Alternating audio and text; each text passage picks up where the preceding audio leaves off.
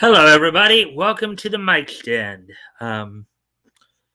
We wait for a few more people to come in. Your nightly dose of niche news from world of anime, comics, cartoons, manga, and some pro wrestling.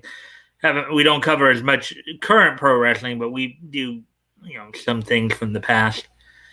Anyways, as we're waiting for people, as it looks, I'm almost here thus far. Um, I'd like to make myself believe that planet Earth turns slowly. Hey, Woody! Look at that. Woody's here. There's a snake in my boot. That's not good. Hopefully, it's not poisonous. Yeah. As always, I do appreciate any and all likes and shares. Helps with the algorithm, helps get the word out, and gets more people in here. Now, of course, now it's saying that we're down to 0. Oh boy, YouTube's being screwy tonight.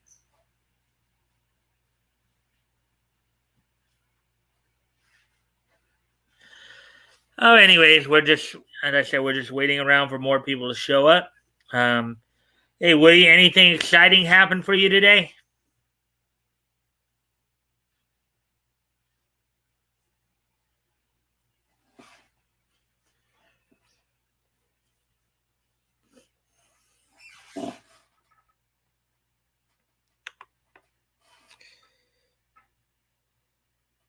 Been called a 0 before. Funny. As I said, we're just waiting for a few more people to get in here before we get started. So, I'd like to make myself believe that planet Earth turns slowly. Hard to stay awake when I believe I fall asleep. You would not believe your eyes. 10 million fireflies. Farewell, farewell. Tired of counting sheep. I'd like to make myself believe that planet Earth turns slowly. Just another day in paradise. Hard to stay awake when I believe I fall asleep. Justin, hey, Bat Goat, you're here early tonight, or I guess early as compared to recently. I guess somebody poisoned the watering hole. Oh no, that's a bad thing. Let's see. What up, bro daddy? Not much. Just waiting for more people to show up. Hopefully get the count up here. I'll be at YouTube, and I do appreciate. Thank you for the likes and the shares. That does help with the algorithm. Um, just waiting to see who else shows up before we get started.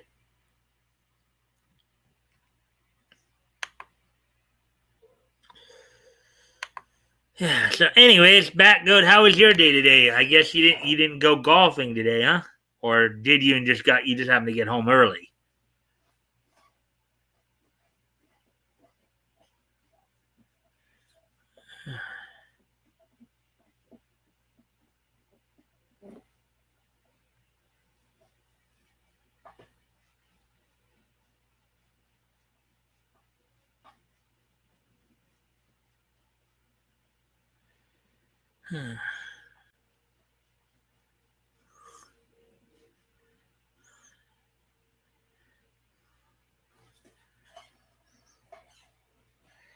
Let's see.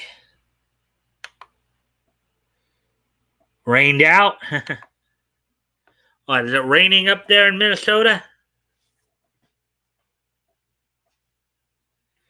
I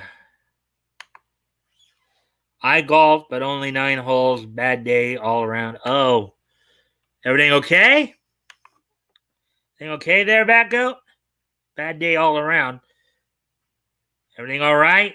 Anything you want to talk about?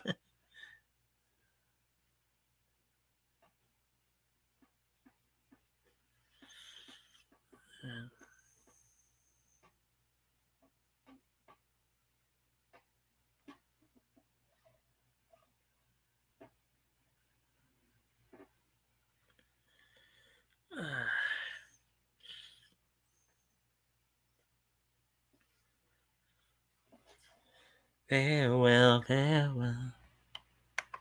Would not believe your eyes. 10 million fireflies.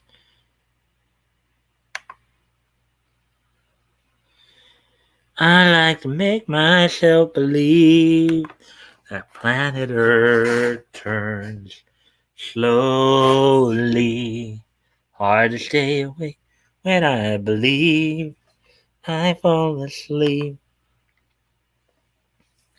Not every day can be 2 trivia victories in a back-to-back. Yeah, that's true, Woody. That's life itself. Some days you have heaven, some days you have hell, and most of the time you have everything in between. Let's see. No, I always golf around 5 or 6. It depends on if I want to eat or shower before the show starts. Anyways, I lost a disc. Other BS is whatever. Oh, okay. Oh, yeah. Hot dog. Yeah, last night was cool. What's your favorite Mario game? I'm particular to the traditional one, the original. But anyways, let's see. We're at 7:12, so I'm probably at the 8-minute mark. We got 4 people in here, so probably at the 8-minute mark, I'll probably go ahead and at least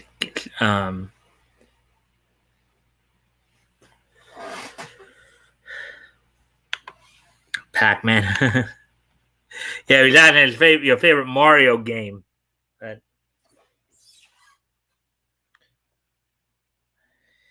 anyway, so let's see. So kind of let you guys know what's going on in a few moments here. Let's see.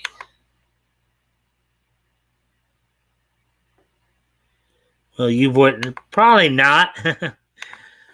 No, I'm going out of my way. Let's see. Okay, so we're at the 8-minute mark now. We got like 4 or 5 people in here. It looks like so. So I guess I can kind of get going a bit here on what's on tap for tonight. So I got 5 stories for you guys tonight.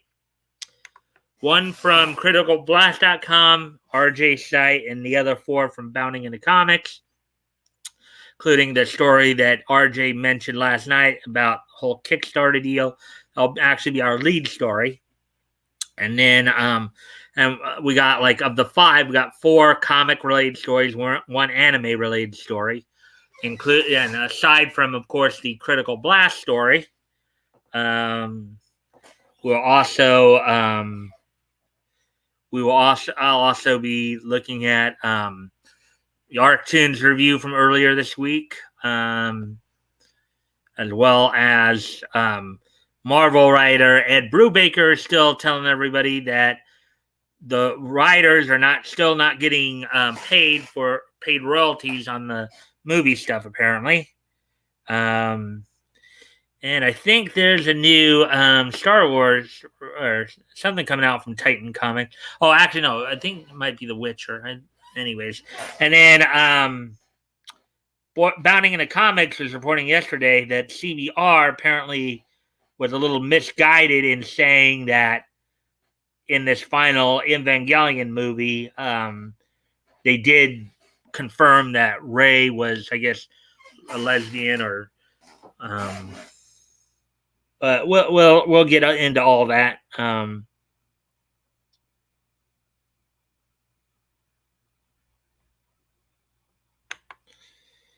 Brina Palencia, as far as I know, she's not a bad actress. She's not, for turning on Vic, she's not a very nice person. But so Donkey Kong then. Oh, my bad. I meant to say Tron. What's your favorite JoJo? Let's see. Don't have one. Chim Chim. What's your job? Chiru. Ice cream. What's your favorite YouTube poop? Very small rocks. Okay, so anyway, now that I've kind of gone through, so why don't we go ahead and get started on the coverage then of the news stories? As I said, we're going to lead off with critical blast story.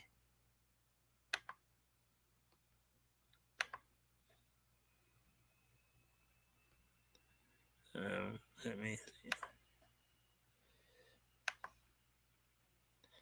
All right.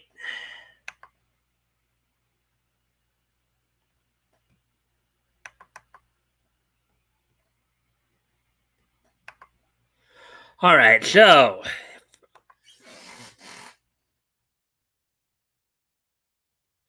here comes the new boss. Same as the old boss, Kickstarter's new comics consultant comes pre-blocked to indie creators. The red stuff there is, I think, just some legal stuff. Submitted by RJ Carter on Wednesday, August 18, 2021 at $1,300. So it's 2:13 in the afternoon. Hey, you guys know RJ from Critical Blast, so he's come in to say hi before. So I guess the first off, it shows us this tweet from this Jamila Rouser. Big news! I'm Kickstarter's new comics consultant, which I guess that's a hand clap meme right there or whatever. Kickstarter was one of the reasons I felt I even had a chance in making the way I, in quotes, wanted to make them. And I can't wait to help other creators. And a little party streamer there or whatever. So let's see what RJ has to say in the article here. For the past few years, Kickstarter and Indiegogo have been more than just competing platforms for crowdfunding comic book projects. The division of choice between the two has ranged from preference of user interfaces to the different ways they collect funds from backers. Yeah, from what I understand, one uses GoFundMe, the other uses, I guess, PayPal or something like that. But for some, the choice is one of almost a religious fervor, with creators recalling how Kickstarter removed certain projects in the past with perceived capriciousness. It's a sentiment that lingers to such a degree that independent comics professional John Malin ruffled many feathers recently by announcing he would not be very open to hosting creators on his podcast if the creators were using Kickstarter as their platform. Wow. Basically just saying, okay, if you're with Kickstarter, you're not coming on my podcast. I won't promote you. That right there can be a pretty damning statement right there, because I think Malin's pretty well-known podcaster. So as we continue here, almost as if to underscore Malin's point, the announcement was made today that Kickstarter had a new comics consultant, Jamila Rouser, who announced on Twitter, and then we basically read that already.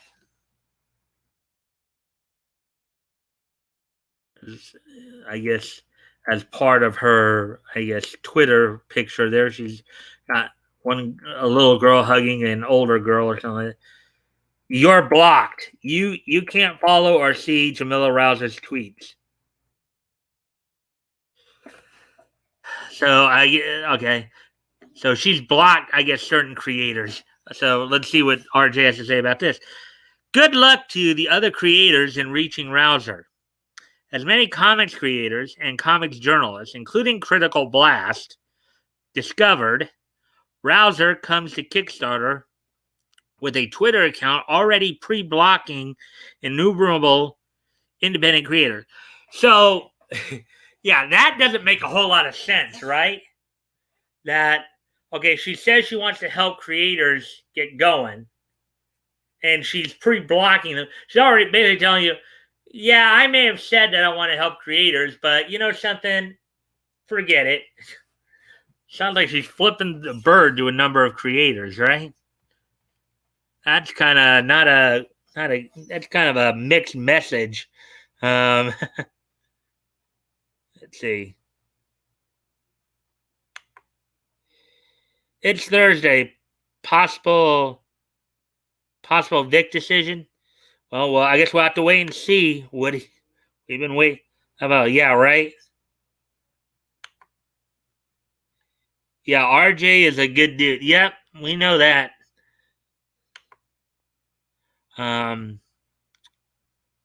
Of course, when the blocking, with the blocking. Oi, yep, that goat. So let's continue on with the story then.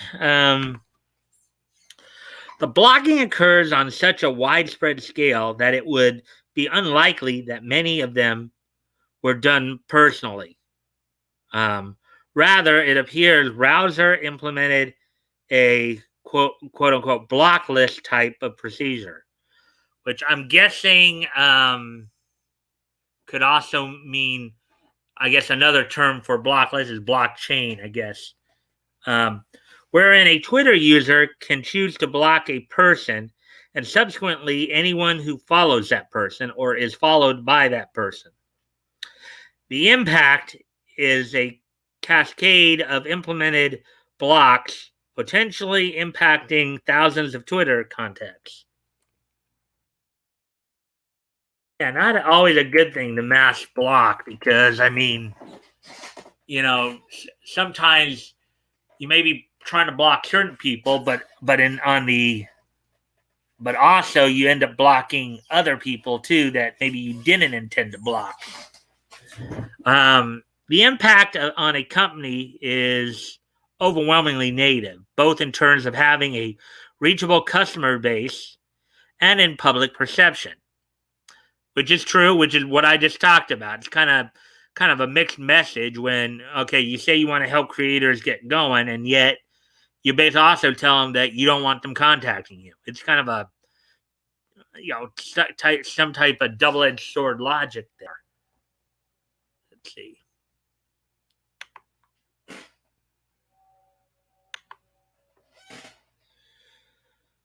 All right. So, anyways, as we continue with the article here, let's see what else they have to say here. Let's see. Indie comics publisher Alterna Comics recognized the potential damage of such policies early on.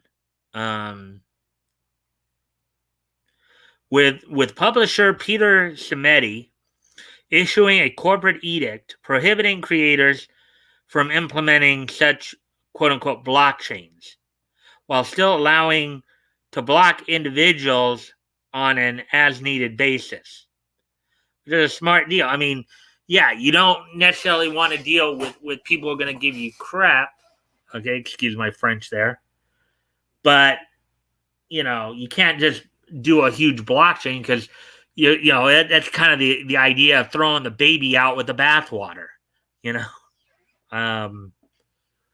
That's kind of just that's basically what it is, throwing the baby out with the bathwater. I think the lack of such a policy at Kickstarter provides a present example of exactly the type of public perception problem Simeti worked to avoid, as dozens of creators have been tweeting out screen captures showing their status of having been blocked by Rouser, despite never having had an interaction with her. These are creators who will continue to bring the projects to Indiegogo, having received the perhaps unintended message from Kickstarter, you and your projects are not welcome here. which is exactly true. It's like, okay, so she makes a statement saying, "Yeah, I want to help I want to help all the creators who come to Kickstarter to do their work. I'm this new comics consultant. I want to help you." And then when you go to her Twitter, for whatever reason, whether to follow her or to at least establish some kind of contact, oh, I'm blocked. Why am I blocked? I never talked to this woman before. And she blocked me? Why? That'd be a head scratcher for anybody, right? So let's see. Of course, yeah, they list here some of RJ's other work, which we'll probably be looking at. Not these particular works, but we'll probably I might start using his site here more for for news as opposed to CBR, but depending upon how much content he gets up there on a regular basis. Um, it was always called blockchain until Bitcoin jerks claim that phrase is used to explain cryptocurrency. Well, yeah, back up again. I'm not, that's all. That's how I've always heard it too. Is a blockchain, whether you want to call it blockchain or block list or mass blocking, whatever term you want to put to it. The idea of subsequently blocking people who follow or either subsequently blocking people based on blocking one person that you may follow or who may follow you. That kind of mass blocking probably isn't always a good idea because there are obviously for like somebody like RJ, for example, who is a journalist, who is a journalist, he may need to follow certain people that he may not agree with to just kind of see what they're saying, like I'm sure Yellow Flash and Tug do as well. They may follow people in the industry who maybe they don't like or agree with, but they still need to know what's going on. And this, as RJ pointed out in this article here, just looks bad. Just looks bad for you to when you do this mass blocking. So I'm blocked by many lefties on Twitter because I follow Tug, Flash, and Ricada. It's kind of funny. Yeah. And depending upon the type of, I think for the most part, like most people, it may take a hit to their personal, perception and reputation. But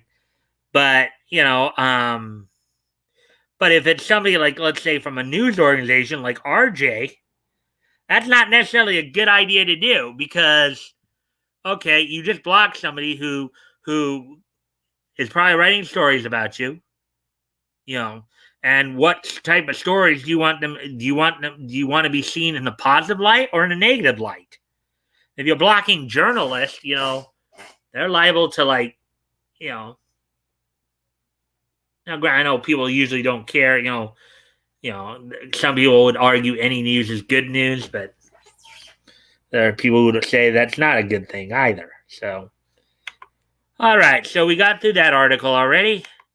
So let's get ready to move on to the Bounding into Comics articles now.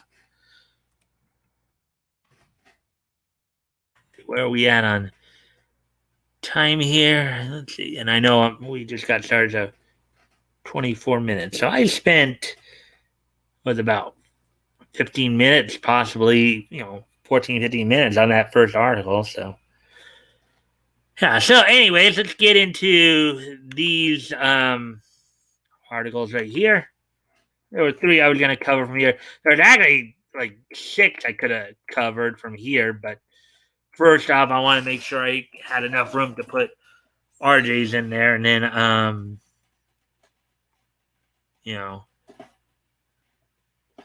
there are a couple of stories here that I just didn't feel were worth covering, so I just picked three of them. So anyway, so here's the next article we're gonna go through. Arctoons Roundup for August 17th, 2021. So that was for this past Tuesday. Yeah, so let's take a look here. And that go is from your favorite guy, Vox Day. Vox Day runs this company, but so does Chuck Dixon. So, but anyway, so Arctoons Roundup, August 17th, 2021, written by the Dark Herald, published on Tuesday, August 17th. So here we go with this week's Arctoons Roundup. So welcome to the Arctoons Roundup, Bounding into Comics weekly look at some of the best new and classic webtoons that Archaven has to offer. Archaven Comics has to offer. This week we'll be leaning more into the classics as well as spotlight something new. So, Chuck Dixon presents Mystery, The Last Enemy 01, The Extinction Man by Jack Kirby. There is an innocent charm to an old-fashioned thriller, like this lost classic by the one and only Jack Kirby. Alarming Tales was Harvey Comics' science fiction anthology title. Okay. Harvey Comics is probably like some of the, just in case you guys don't remember, like Harvey Comics and its animation arm, Harvey Toons. This was the company that included, like, that basically was responsible for publishing and animating such classes as Casper the Friendly Ghost, Richie Rich, not Heckle, let's see, Modern Mad Cats, Little Audrey, Baby Huey, let's see, Tommy Tortoise and Mohair, Hector and Catnip. So that's what Harvey Comics was here. Though its stories were pretty typical of the pulp era, as seen in such contemporary titles as Amazing Story and Astounding Tales, the book's visuals reflected the sci-fi B-movie drive-in flair of the 1950s. Starts with the arrival of a time traveler from, quote-unquote, the present.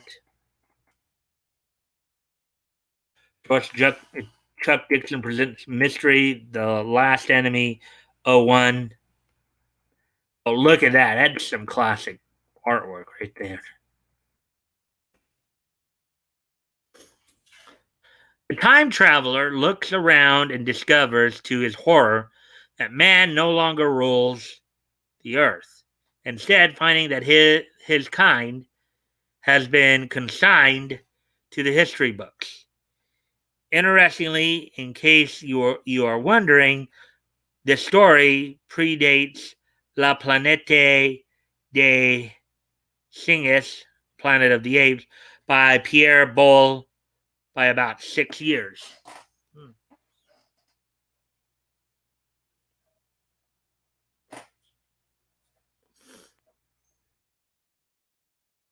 Oh, so there's an anthropomorphic hamster right there. A giant anthropomorphic hamster. Yes, as compared to most hamsters. No, that is definitely not Master Splinter. The uniform accoutrements,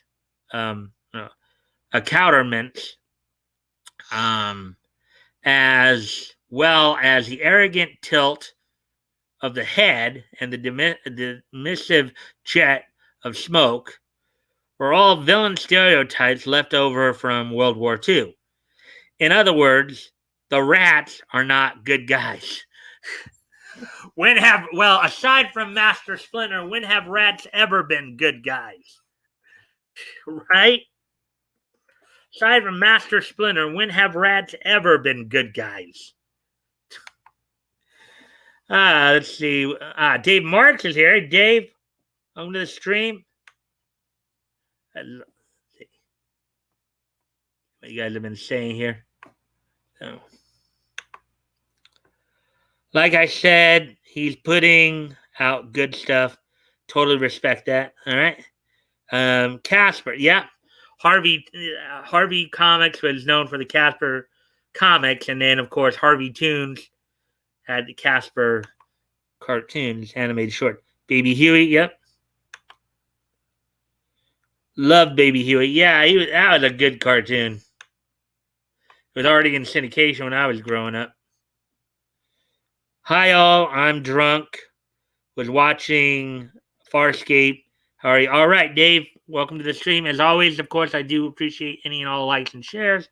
Help get the algorithm up and help get more people in here. Let's see if we can get some more people in here and get that counter up so YouTube will stop screwing around. Hey, Dave from Batgoat.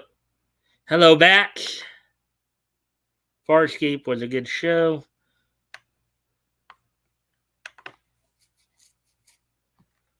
That's Master Splinter.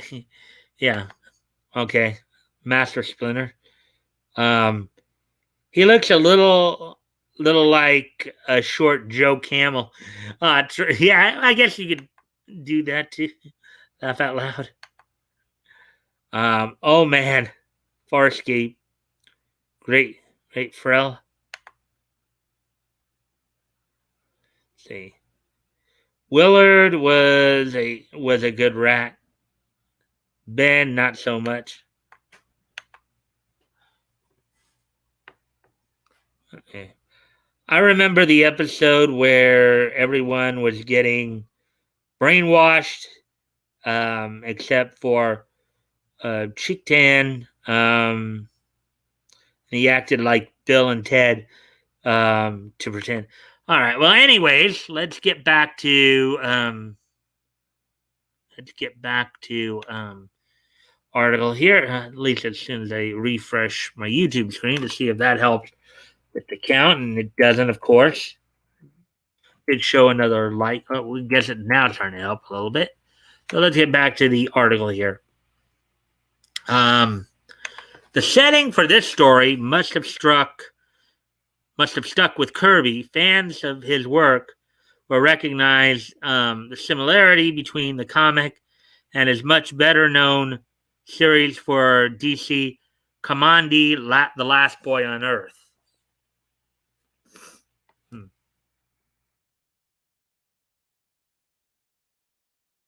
Oh, look at that uniform that rat is wearing. Quite honestly, they kind of remind me of the German soldier uniforms during World War II. Of course, I won't use the other word, but you guys probably know what I mean by that. Righto, Jeeves by P.G. Wodehouse, adapted by Chuck Dixon, art by Gary Krapich. As described on Arctoons, quote, Right-ho Jeeves tells of the travails of the inimitable Bertie Wooster, who is summoned from the comforts of Pound 3A Berkeley Mansions, London, to Brinkley Manor by his imperious aunt Dahlia. Adapted from the classic Woodhouse novel by Chuck Dixon and drawn by Savage Sword of Conan illustrator Gary Kwapitz. The artwork is very much reflective of 1920s magazine illustration.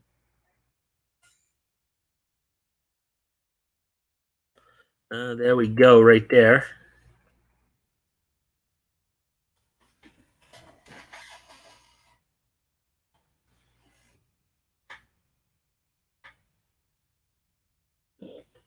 Right, Ho Jeeves Arttoons. Woodhouse, while a native of Britain, spent most of his life in the United States. The empty-headed Bertie Wooster and his utterly loyal and completely indispensable gentleman Jeeves, um, were originally created to allow an American audience to have a good sneer at the British upper crust. Uh, oh yes, the nobility. Yeah, yeah. Yes, yes, Jeeves.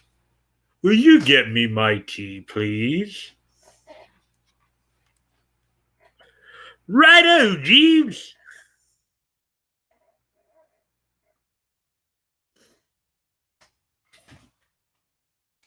While the series did well in the US, it turned out that it was actually the British themselves who really loved having a good laugh at the antics of their own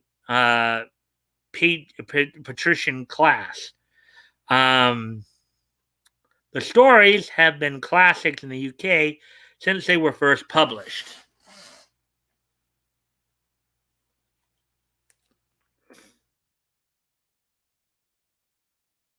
The British servant class was becoming an endangered species when these stories um, were first published, even if no one knew it at the time. Eventually, Jeeves became an artifact of a bygone world, making his last appearance in 1974.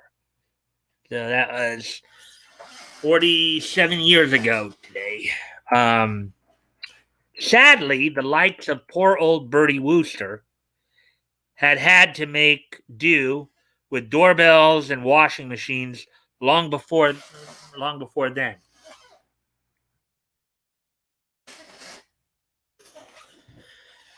Silenziosa by Vox Day. Something Americans don't quite get about Italy is that there is no Italy.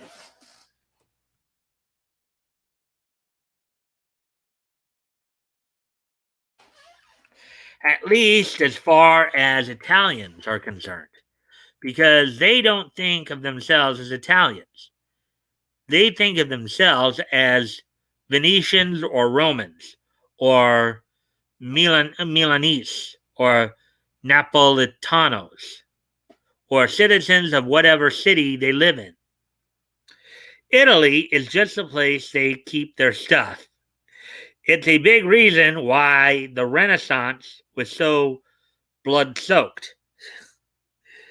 Day has been living in Italy for more than 20 years, and it kind of shows in this lighthearted story about a princess who has been ordered by her loving father to become the new royal assassin. Oh, that's interesting. Having a sweet girl become an assassin. Oh boy. Her objections are more than a little understandable, especially considering um, how the position of royal assassin is only open in the first place because of what happened to the last family member to hold that job.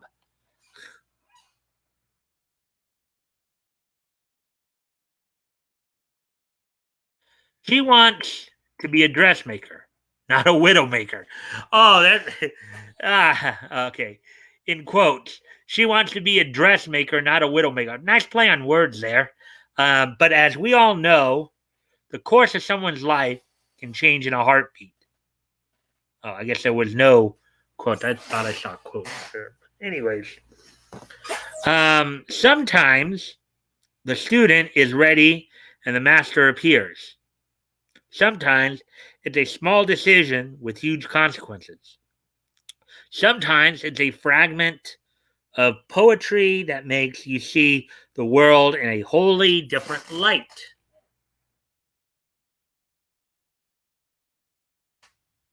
And sometimes it's the death of a loved one. I guess these are all the different ways your life can change in a moment. So let's see what you guys are saying here. That song is stuck in my head now. Thanks. What song is that, Pat Goat? Yeah, Woody. Thanks. Oh,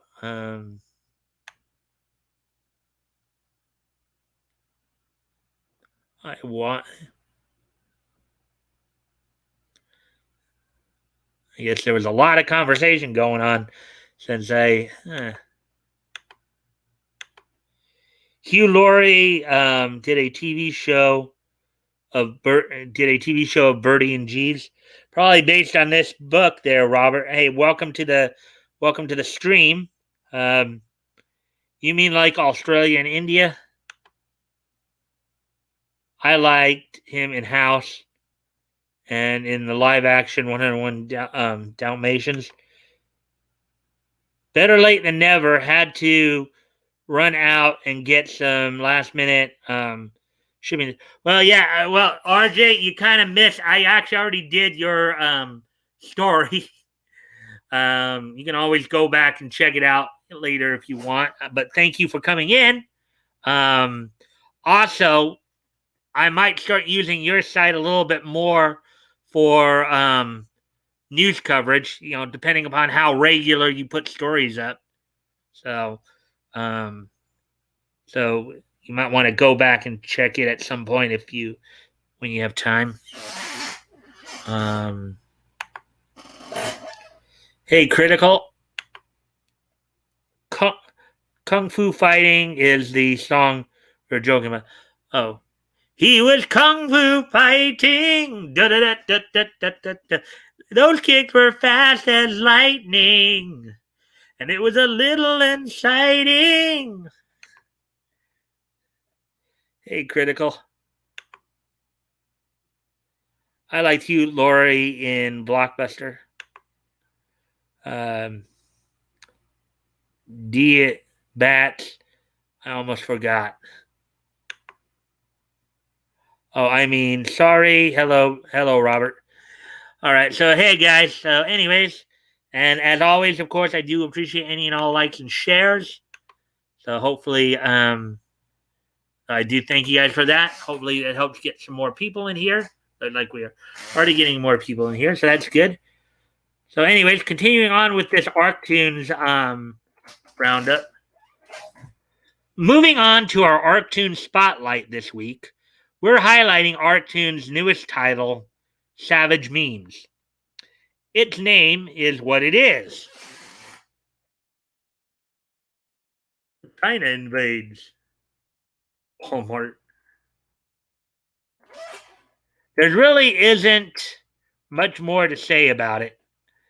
That's it for this week's ArcTunes Roundup. If you would like to see your comic book on ArcTunes, please send your submission to submissions@archaven.com. ArcTunes' motto is that great stories belong to the world. If you would like to support the website, please consider buying a subscription. While Archaven titles on ArcTunes will remain free to all forever, independent creators will soon have the option of being directly supported by their patrons. See you next week. There we go with that one. That was from a couple days ago.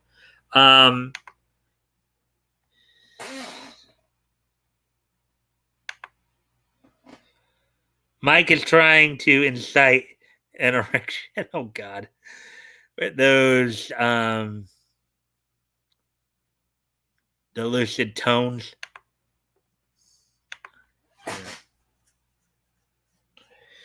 Anyways, and RJ, I hope you're still here. So I know you can always go back and check what I did with your story. Even afterwards, if you want. But just kind of give you a little bit of a highlight reel. We basically got into the idea of how talking about blockchains because of that article, and how like we would agree with you and with like Peter Samedi that it's not necessarily good for public perception thing, especially for her when she came out and said that she wanted to help creators get going, and then she basically blocked those same creators. So I mean, it's kind of a mixed message there. Anyways, we're at the 46-minute mark. That looks like we're making good time here. Said we're covering 5 stories tonight.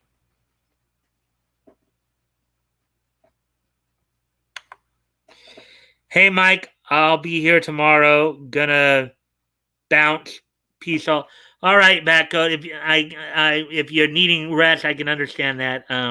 Thank you for dropping in, and I will send you the link to the StreamYard midday for the comics. So guys, say bye to Batgoat. He's taking off on us. Don't forget that tomorrow night is our historical comic retrospect, where we look back at um, comics of old. We'll be looking at comics that went on sale in March of 1938 from Centaur Comics. So hopefully everybody will be here. Anyways, so bye, Batgoat. Thanks for dropping in. Thanks for the like and share. And I'll talk to you tomorrow. Anyways,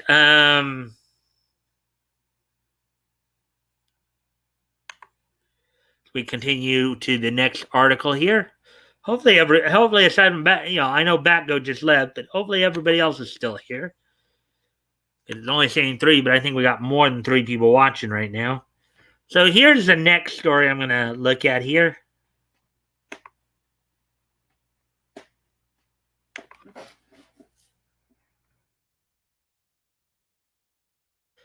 Captain America writer Ed Brubaker and more say DC and Marvel still not paying creators royalties for movies based on their work. So this article was written by J.B. Augustine, and it was published earlier today. It looks like so.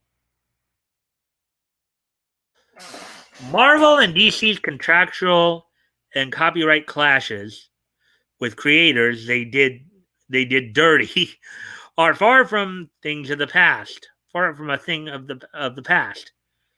In fact, these woes are augmented in the age of billion-dollar superhero blockbusters built around major franchises. Yeah, while the companies are making all the bucks, the creators are taking all the garbage. Quote, I've been offered a, in brackets, special character contract that was really, really terrible, but it was that or nothing. An anonymous Marvel creator said to The Guardian when discussing a deal, in parentheses, which allows a select few creators to claim remuneration when their characters or stories are used, unquote.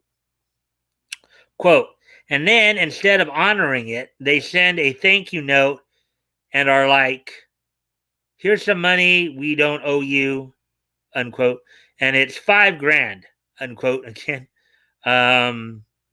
said the creator in reference to a contract and a $5,000 payment they sent as an acknowledgement. Quote, and you're like, in smaller quotes, the movie made $1 billion, unquote.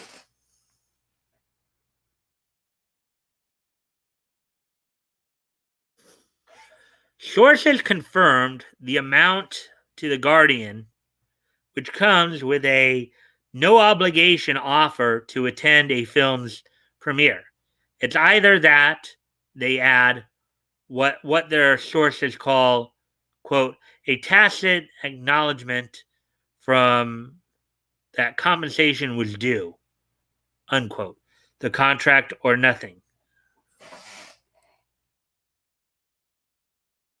Before I continue on here, let's see if anybody's saying anything here. How would I just...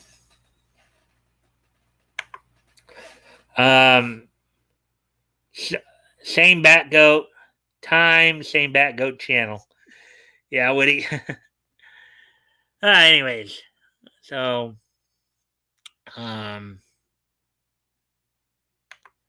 we continue moving forward with the article here. Normally, Marvel and DC assembles a laundry list of names for a thank you section toward the end of the credits. Captain America writer and Winter Soldier co-creator Ed Brubaker knows this kerfuffle of an imbroglio all too well and sounded off on the scandal in a statement. Though Brubaker is personally secure from a financial standpoint and career wise, he states that he felt obligated to react to the sickening unfairness of the situation.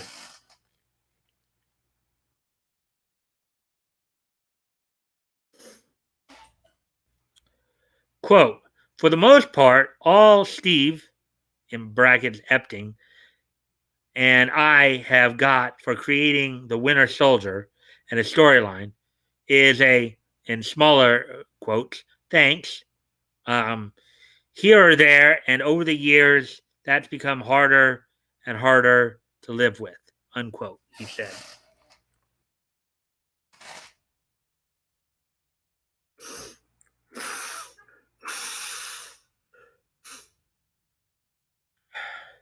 Excuse me a moment, guys. I got to go off camera here for just a quick sec. I'll be right back.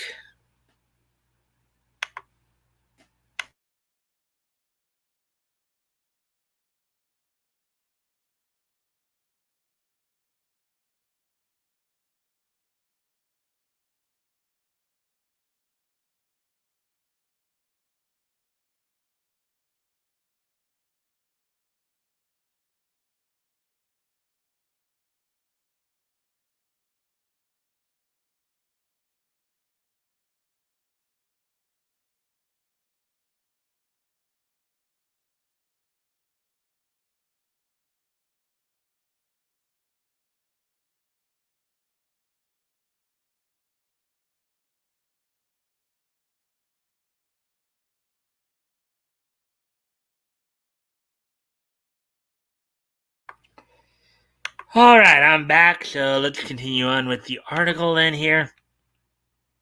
Okay. So, in quotes, I have a great life as a writer, and much of it is because of Cap and the Winter Soldier, bringing so many readers to my other work, end quote, Brubaker added. Quote, but I also can't deny feeling a bit sick to my stomach sometimes when my inbox fills up with people wanting comments on the show, um, unquote. He and co-writer Steve Epting have a have a prominent supporter in Black Panther and J.J. Abrams Superman writer Ta-Nehisi Coates. Oh boy, this guy, who also has a well-known run for Cap. Quote, long before I was writing Captain America, I read, in brackets, Brubaker and Epting's Death of Captain America storyline and Return of the Winter Soldier. And it was some of the most thrilling storytelling I've ever read, unquote, by Ta-Nehisi Coates. And the screenshot there is from Captain America the Winter Soldier 2014 Marvel Studios.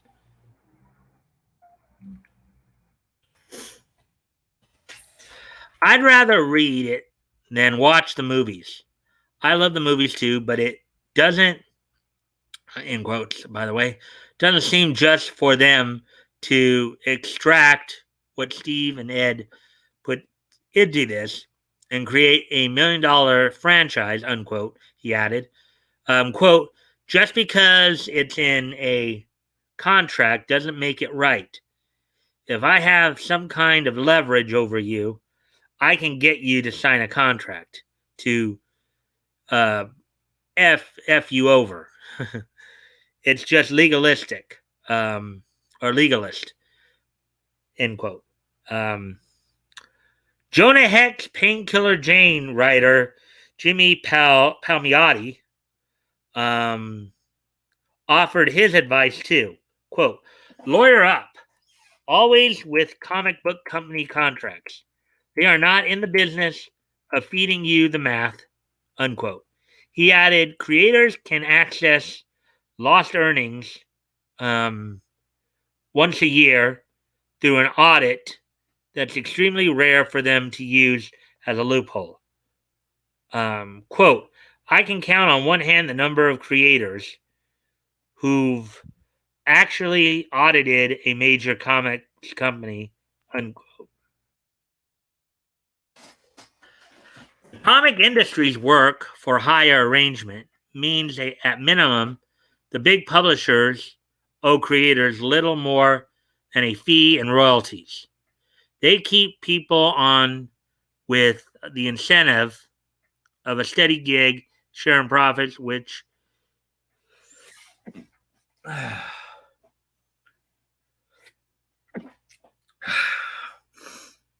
anyways, let me finish.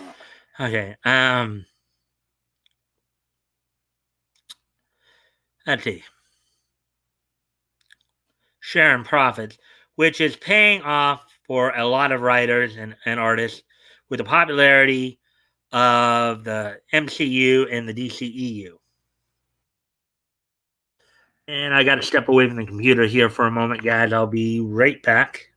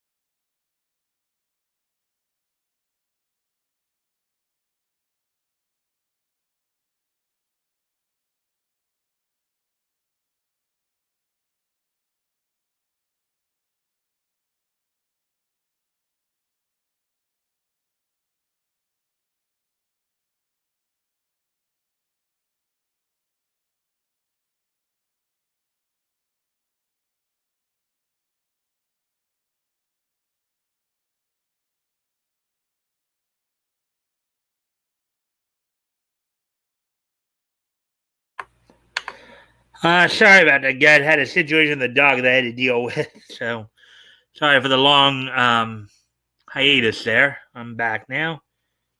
Just past the hour mark here. So let's continue on with this story here.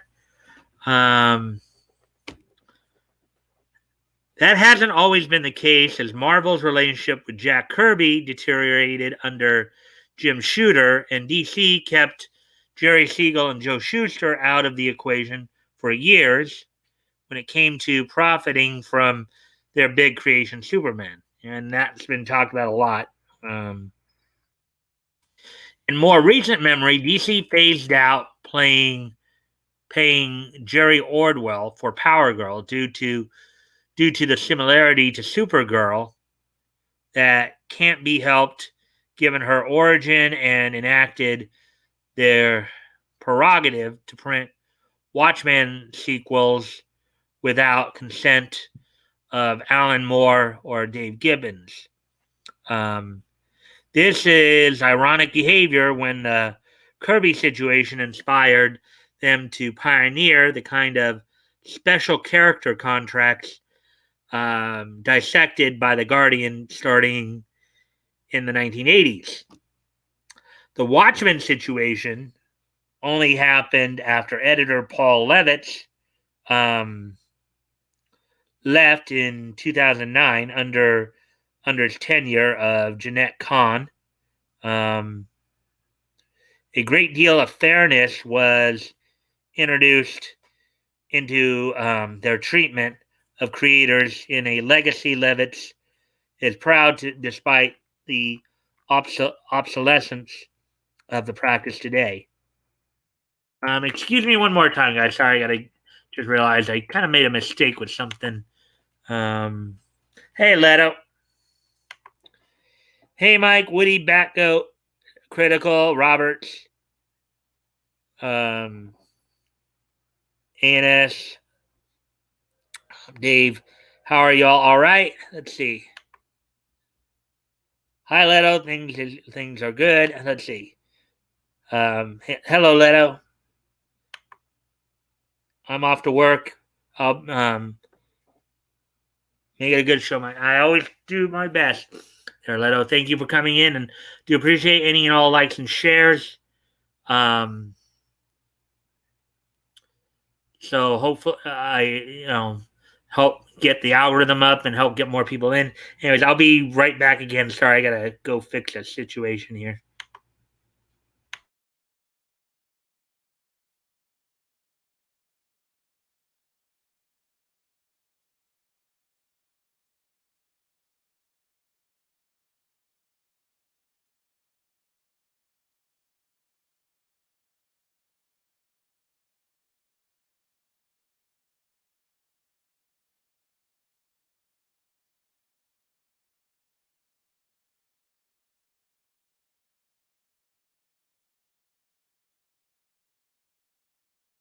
All right, I'm back. Sorry about that.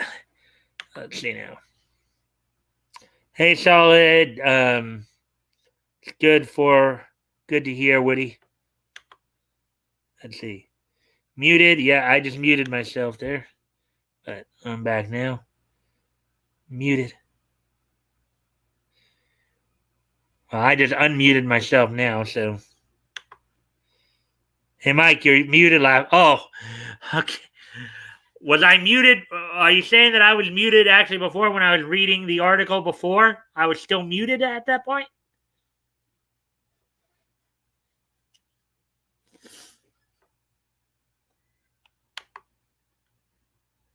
Yeah, still. Well, I shouldn't be muted now. I'm not still muted, am I?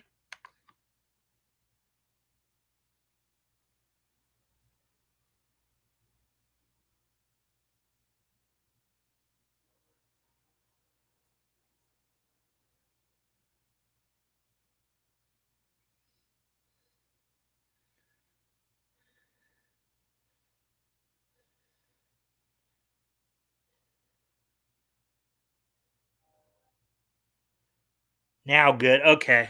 All right. Ah.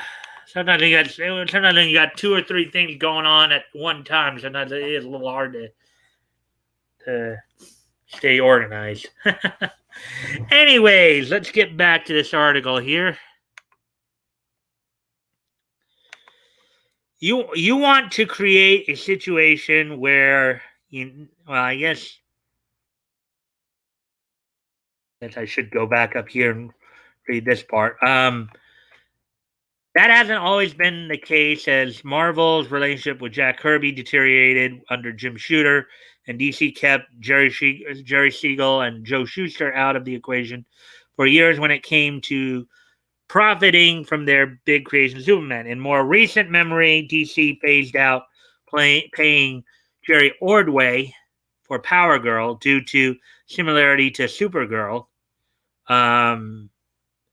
That can't be helped given her origin, and enacted their prerogative to print Watchmen sequels without the consent of Alan Moore and Dave Gibbons.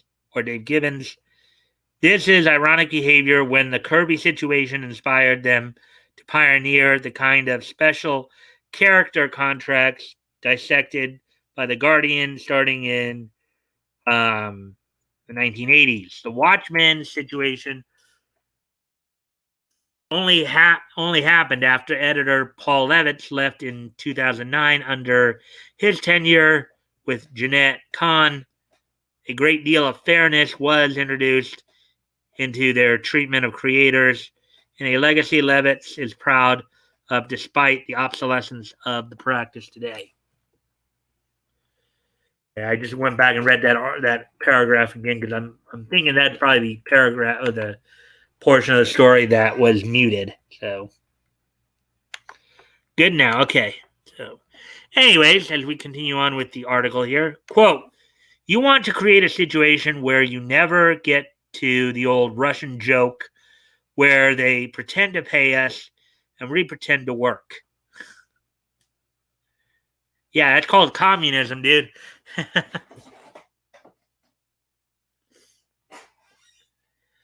Unquote. Levitz explained, quote, you want people to win when the companies win. I'm proud of the fact that we improved the quality of how we treated creative people. Unquote. Fast forward 30 years, and DC as well as Marvel, suzerainty under corporate ownership raises new questions and concerns about how contracts with creatives should be negotiated. As The Guardian reports, quote, now deciding what share of the success their comic creators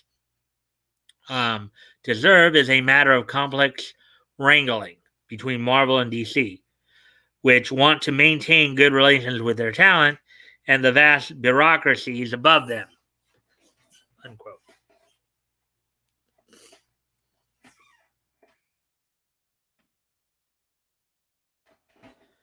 They said their sources suggest that at Marvel, who subtracted its own legal fees from the protracted negotiations over royalty payments, unquote, it is harder to get paid, although the piece notes both companies,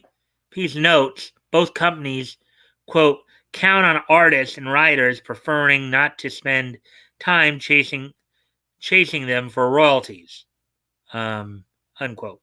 Neither DC or Marvel cared to comment on the claims and findings above. You can, if you wish, though, make your voices heard down below. So there we go. So there's that article coming to an end there.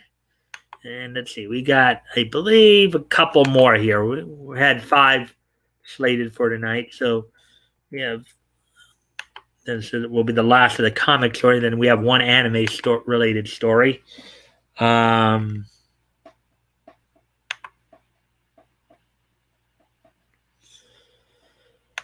Oh, here we go.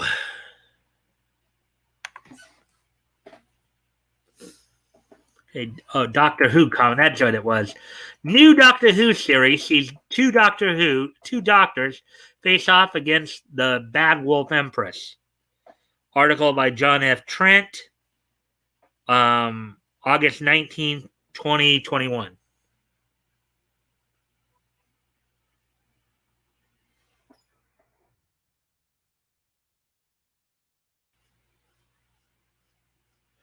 Titan Comics announced a brand new Doctor Who series starring the 8th and 11th Doctors, as well as the return of Rose Tyler.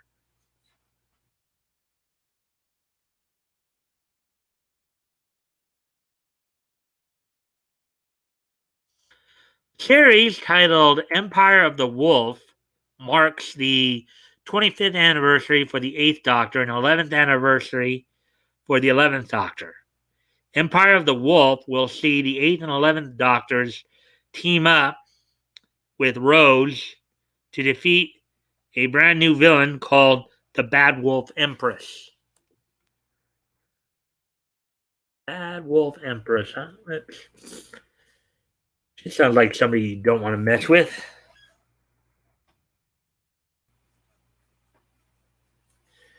Huh.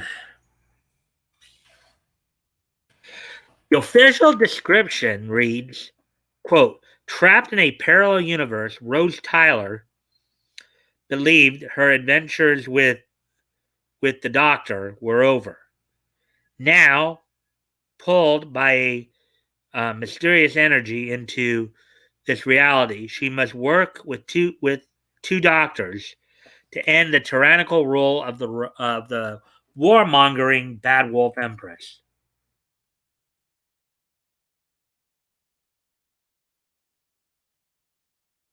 Series will be created by scribe Jody Hauser, illustrator Roberta Ingranata, and colorist Enrique Aaron Angiolino or Angiolini. Um, Hauser commented on the new series, stating, "quote It's always a blast to get to dig deeper into the elements of the universe." Okay, that's that we've only seen a bit of or haven't seen in a while. It's such an expansive playground to explore and tinker with. BBC Doctor Who comic. Bad Wolf. Empire of the Wolf #1 will feature variant covers by David Bujan, Abigail Harding, and Christopher Jones. It will also feature a photo cover of a new character that will appear in the upcoming Doctor Who TV series. The first issue will hit comic book shelves on November 3rd, 2021.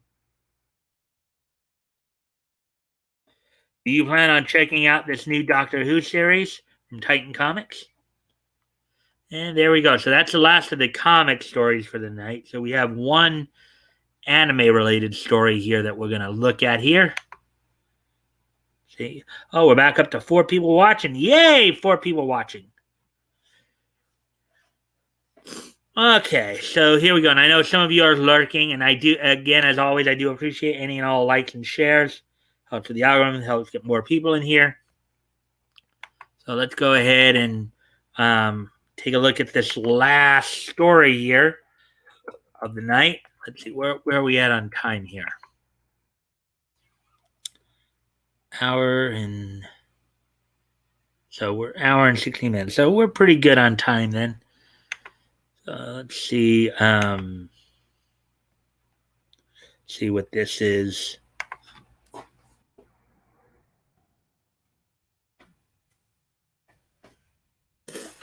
CBR falsely claims that Evangelion 3.0 plus 1.0 confirms Rei Ayanami is agender non-binary. Okay. Actually, I think there was distinct evidence that was not the case. I think we I think there have been a few nude animations of her. So let's see. So article by Spencer Bacouli, published yesterday. So take a look at this article. Hot off the heels of the Western release of the final entry into the Neon Genesis Evangelion franchise, Evangelion 3.0 plus 1.0, Thrice Upon a Time, CBR has bizarrely attempted to claim that the film's explanation of Rei Ayanami's existence as a manufactured clone is proof positive that the character is a member of the LGBTQ plus community. And this one has some minor. Well, okay. Pooh. All right. According to this, it has some minor spoilers. So, actually, though, something I normally don't like to cover spoilers, but they're minor, probably not that big of a deal. So, anyways, in an article headlined Evangelion 3.0 plus 1.01 casually confirms a major character is LGBT. Yeah, I saw this. I didn't report on it. As LGBTQIA plus, published on August 16th, CBR writer Ruben Barron attempts to argue that one smaller revelation, in brackets, seen in the film that has gone mostly unremarked upon an English language internet is a casual confirmation that Rei Ayanami is somewhere on the LGBTQIA plus spectrum, unquote.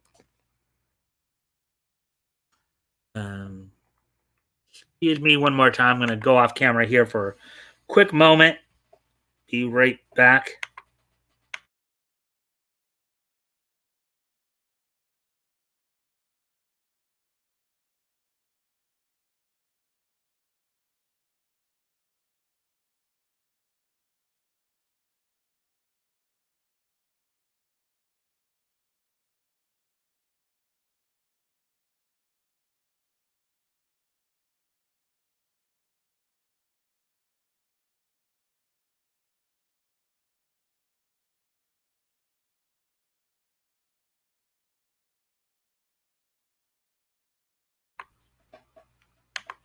All right, I'm back.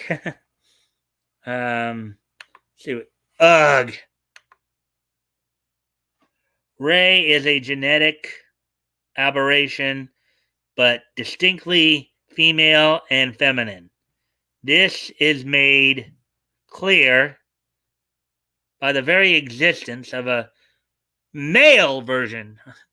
Well, also, Dave, I think there have been a few times in the series, if I remember correctly, where we've actually seen Rei, I think on some level, partially or maybe totally naked. And she loved Gendo Ikari for better or worse. Yeah. Well, let's see what more they have to say about it, my friend. Quote: the reveal occurs a little over an hour and 2 minutes into the two and a half hour film when Fuyutsuki is preparing for the fourth impact. Unquote, explains Barron. Quote: in these preparations, he remarks upon, in smaller quotes, the resurrection of the advanced Ayanami series, untainted life forms made with pure souls, free of sexual distinction. Unsmaller quote. The Japanese phrase translated as, smaller quotes, free of sexual distinction, shiu mo naku, can be translated more directly as, quote unquote, without sex.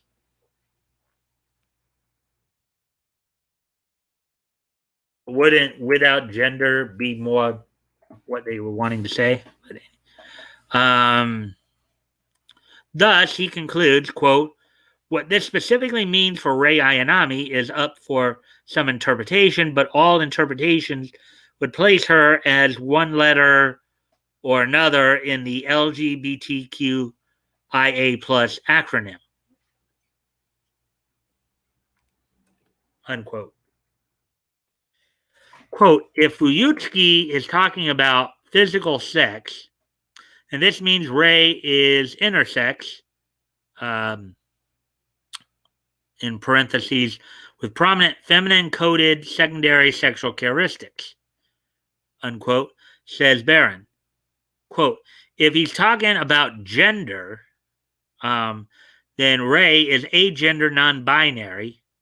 While it might be more of a reach, it's also within the realm of possibility that being, in smaller quotes, free of sexual distinction, unsmaller quotes, could make Rei either pansexual or asexual, unquote. However, anyone familiar with the story and characters of Neon Genesis Evangelion are sure to be quick to recognize that not only is Barron's argument based on a severe misreading of the franchise's plot, but also on his own obsession with LGBTQ plus representation. So basically, this guy wants her to be that, to fit his narrative. That's what I think it boils down to. And the writer of this article just pointed that out. So,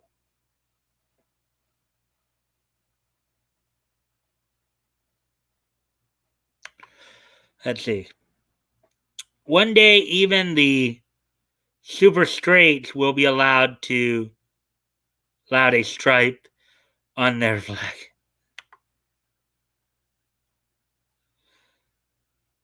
But those are separate entities from the Rei you spend most of the series with. Gods, these folks are dumb. Sure, Rei is relatively androgynous, but again, she loved Gendo. Yeah. And yeah, I mean, again, I think everything has basically, I think, Dave, I think most people who would agree with you that it's been well established that she's female. Okay.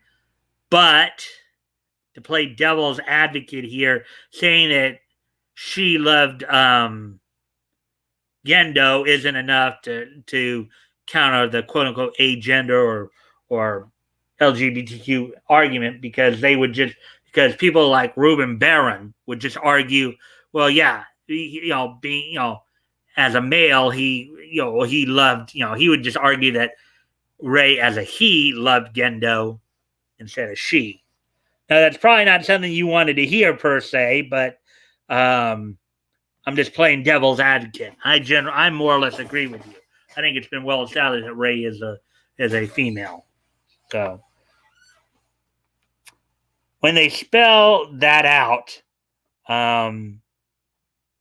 sometimes I think they're talking about the Quinnipiac poll. Yeah. Yeah, well, here's another possibility too. LGBTQIA plus people are all from Mr. Mixia Spitlick's dimension, the fifth dimension.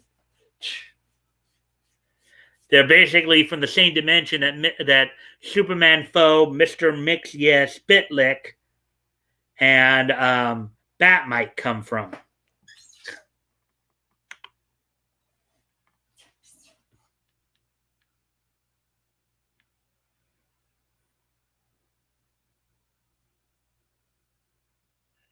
LGBT Gattaga. Yeah, Dave, I think we all feel that way. Okay, so going on with the story here. Let's see. Oh yeah. Okay, we read that article, or that paragraph. So on to the next one here. While the film script does in fact describe the advanced Ayanami series of clones as, in smaller quotes, pure souls free of sexual distinction, unsmaller quote, or smaller quotes, without sex, or singular quotes, this phrase does not indicate that Ray is either asexual or non binary.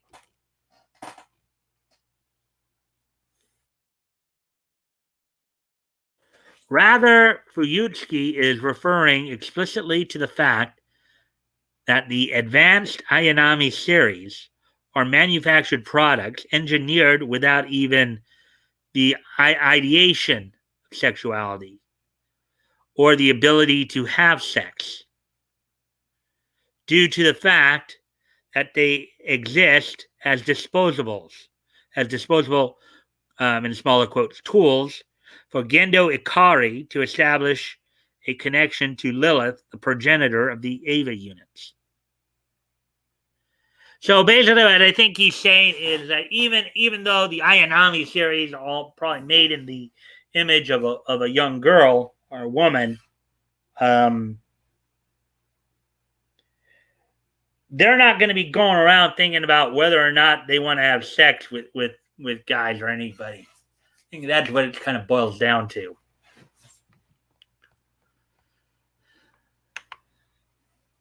You know, the idea of sex or sexual relations is, for the most part, um,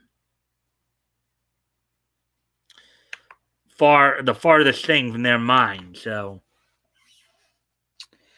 as they are essentially little more than objects, Ray's existence as a being without, in smaller quotes, without sex, is less an identity and more the horrific result of scientific experimentation meant to strip the clones of their humanity.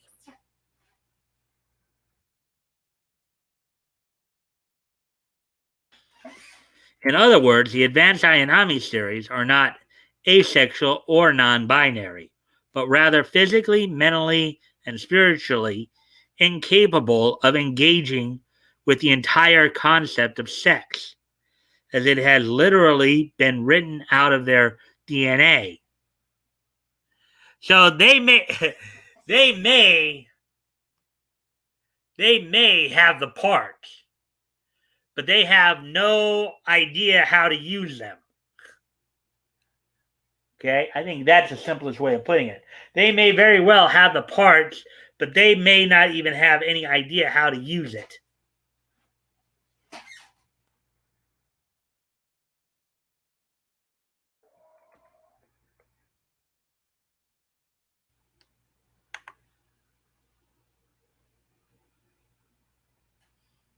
Let's see.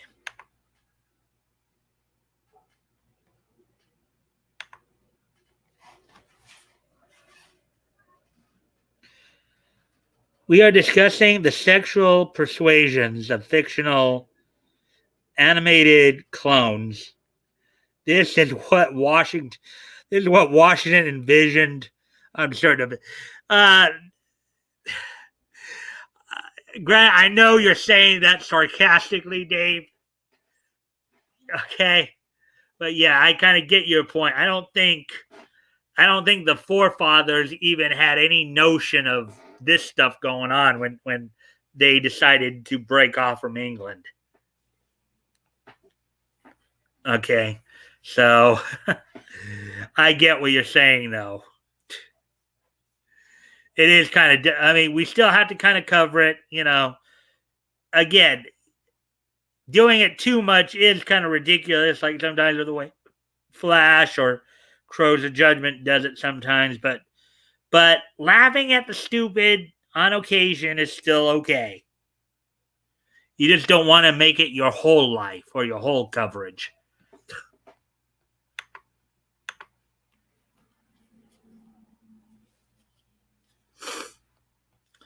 Anyways, as we kind of continue on with the.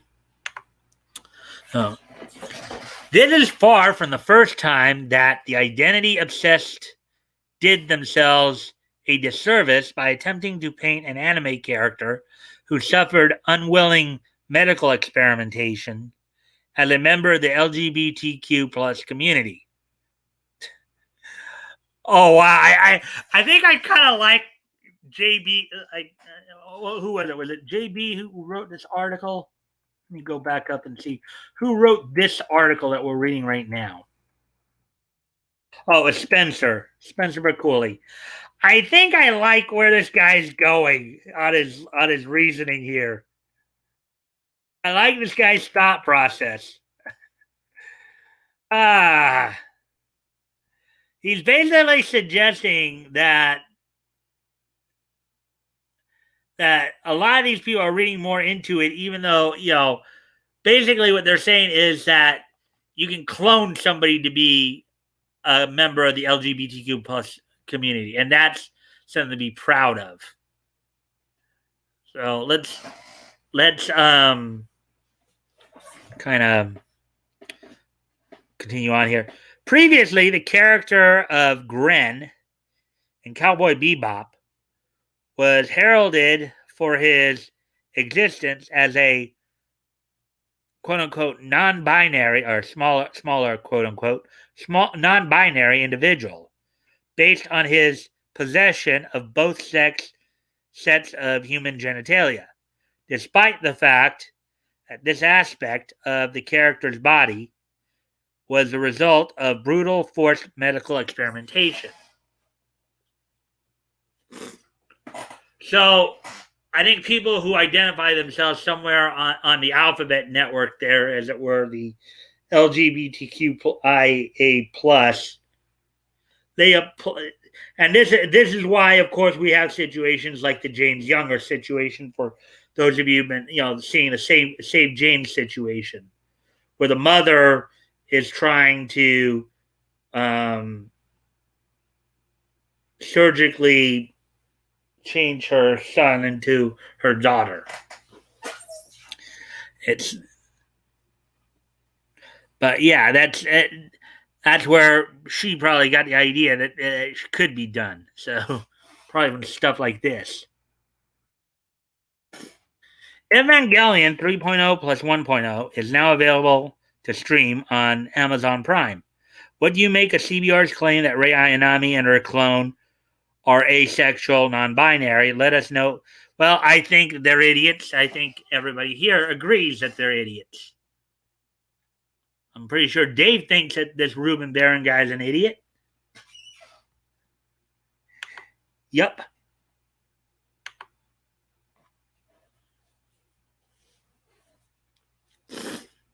So, anyway, so that's the last of the main stories tonight.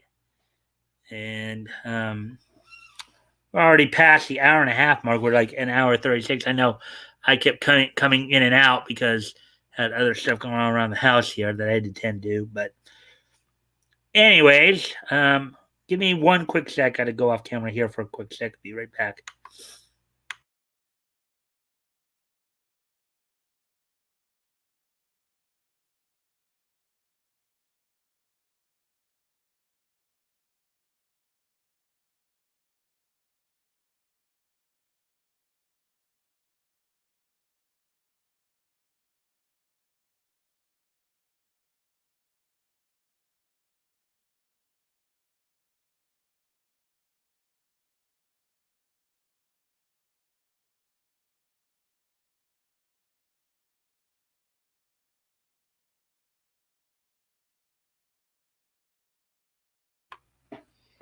All right, I'm back. So, how's everybody doing tonight? Hopefully, not too many people are dropping off here.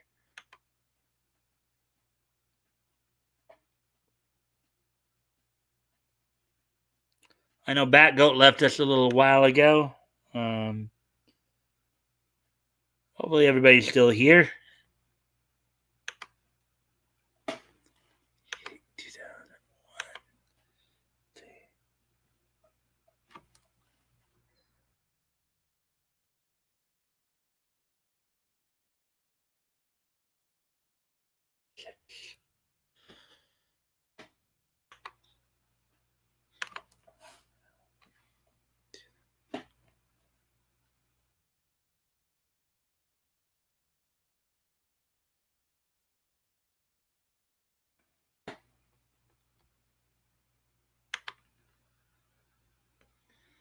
All right. So, see, we're at hour 37, so probably a good time to start wrapping things up a bit here.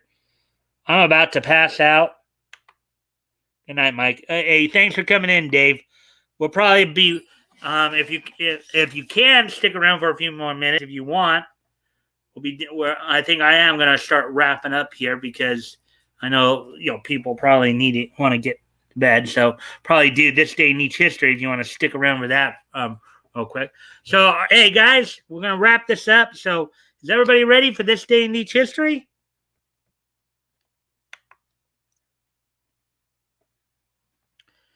And of course, I don't see anything from Nick, so I don't know if he is going to be streaming tonight or not. And I guess Dave just left us. So are you guys ready for this day in each history? I think we'll wrap this up a bit here. Nietzsche. Okay. So today being Thursday, August 19th, 2021, let's take a look back at this day in each history.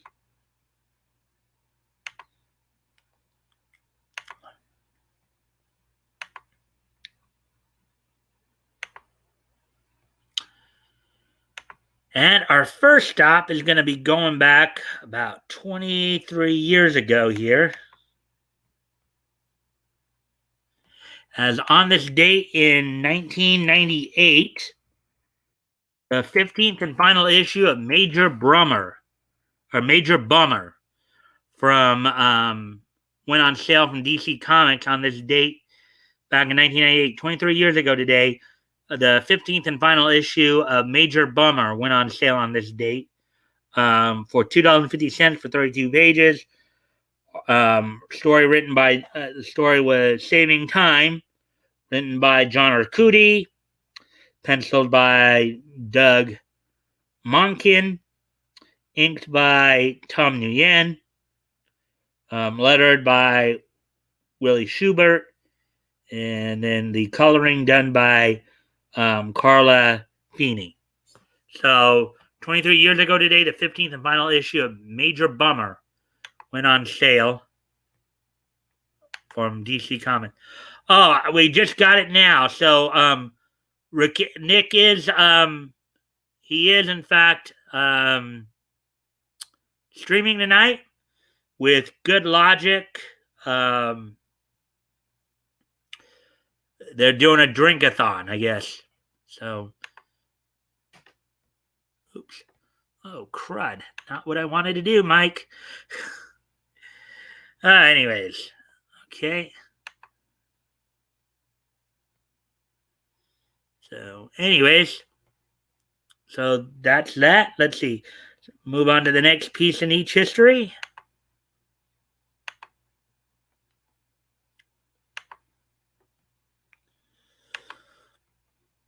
On this date in 2001, from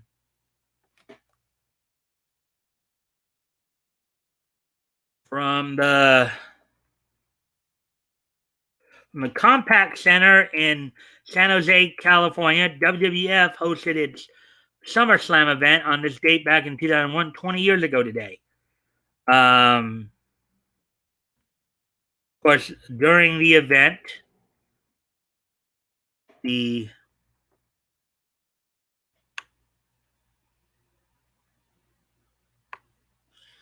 main event of the evening saw The Rock in a battle of the Uranagis. The Rock's Rock Bottom versus Booker T's Bookend. The Rock defeated Booker T to win the WCW Championship with Shane McMahon in Booker T's corner.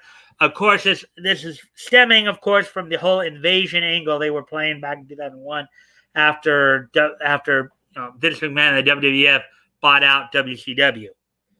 Other matches on the night included Kurt Angle defeating WWF champion Stone Cold Steve Austin via disqualification. The Brothers of Destruction.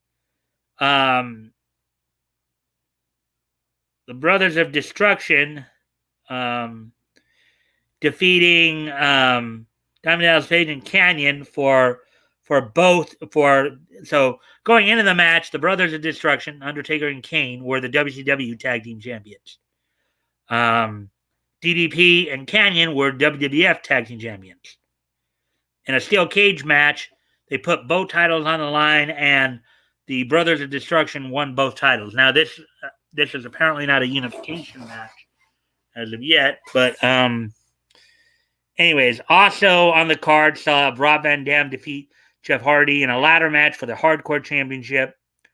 X-Pac, the Cruiserweight Champion, defeated Tajiri, the WWF Light Heavyweight Champion, in a title unification match for the WCW World Cruiserweight, WWF Light Heavyweight Championships.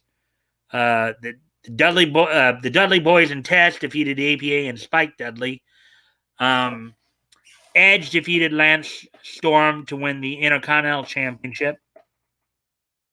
And on the Sunday Night Heat matchup, Lita, Jacqueline, and Molly Holly defeated Tori Wilson, Stacy Keibler, and Ivory. So that's all that happened in the WWF on that wrestling side of each history. Now we'll go on to 2006, where 2006 is nice that we're going to hit it twice. As first off, on this date in 2006, Nickelodeon's Invader Zim finished its run on Nicktoons. So the Nickelodeon animated series Invader Zim would complete its run on this date in 2006, which was 15 years ago today. And as I said, 2006 is just so nice that we're going to hit it twice. As also on this date in 2006, the production IG anime Le Chevalier d'Eon would debut in Japan on this date back in 2006. Now, the interesting thing about Le Chevalier d'Eon, it was actually based on a real-life person by the name of Deon de Beaumont, who they said had suffered from a disorder where he basically didn't completely go through puberty. And so he would become a French spy and would actually take on the identity of Leah de Beaumont and become, close friends with Queen Catherine of Russia. The anime took kind of a supernatural spin on it. Whereas you had where you basically had Leah as Deon's sister, and then she is killed and takes possession at times of Deon through his sword. So interesting anime to check out, But anyways, with that, guys, that's it. Thank you all for being here. Don't forget, tomorrow night, we will, of course, Batgoat will be joining me as we look back to March of 1938, looking over some of the comics that went on sale from Centaur Comics during that time. And don't forget, Monday, September 6th, 2021, our Labor Day this year, will be our next open mic night. So I thank you all for being here. The numbers seem a bit screwy tonight. And I will see you all tomorrow. Bye.